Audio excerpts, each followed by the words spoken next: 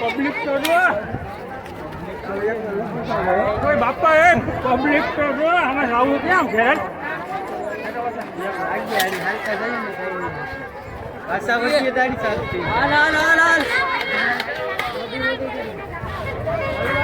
બાપુ હાલવાનું ઝડપ દેખ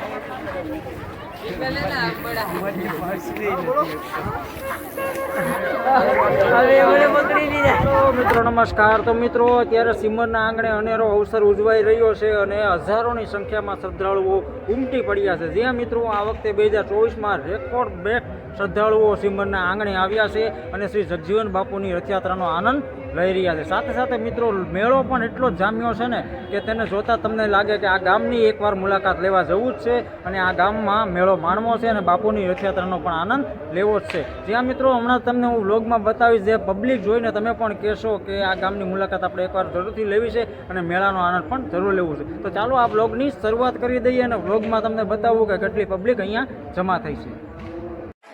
તો મિત્રો નાના એવા ગામમાં આટલી મોટી પબ્લિક જોઈને હર કોઈને નવાઈ જ લાગે કે નાના ગામમાં આટલી મોટી પબ્લિક સમાણી કઈ રીતે હશે.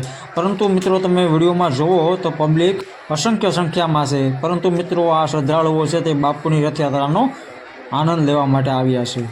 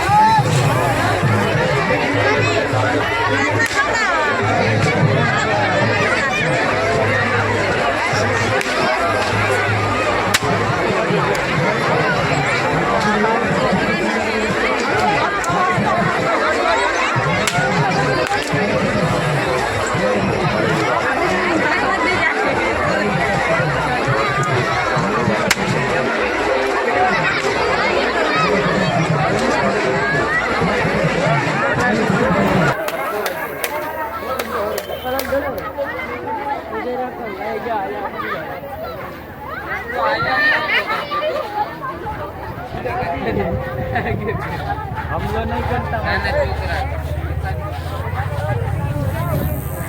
तो मने हमला पकड़ी रे इसके हाथ पकड़ के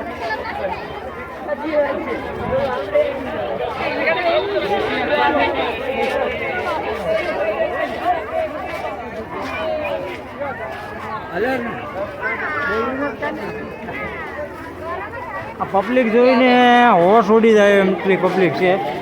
ક્યાંય પગ મૂકવાની જગ્યા છે નહીં અત્યારે મેળામાં.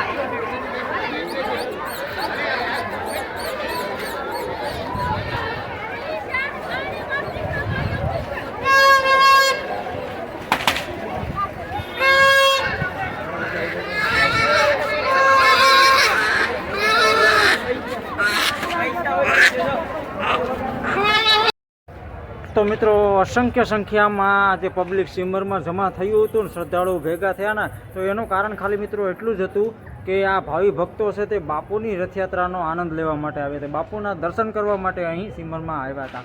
તો મિત્રો તમે પણ એકવાર સિમર ગામની મુલાકાત લેજો. જે પણ આપણા વ્લોગ જોતા હોય અને સિમરના લોકો તો જોતા જ હોય છે બરાબર, તો જે બહારના લોકો જોતા હોય ને તેને પણ જો આવી રથયાત્રાનો આનંદ માણવો હોય ને તો તે પણ અહીં આવે અને આવી ભીડ જોવી હોય ને તો આ 2024માં આવો પહેલો ધડાકો થયો છે કે એટલી બધી પબ્લિક જે શ્રદ્ધાળુ ભેગા થયા ને એનું કારણ ખાલી મિત્રો એટલું જ છે કે જગજીવન બાપુનો આશીર્વાદ. જી હા મિત્રો, જેના ભક્તો જે છે તે બાપુના દર્શન માટે અહીં સિમર ગામમાં પધાર્યા અને સિમર ગામનો અનેરો અવસર હતો, એનો આનંદ લીધો. તો મિત્રો ફરીવાર મળીશું એક નવા વ્લોગ સાથે. ત્યાં સુધી મને રજા આપો. તો સૌને જય શ્રી કૃષ્ણ, જય માતાજી, જય સદગુરુ.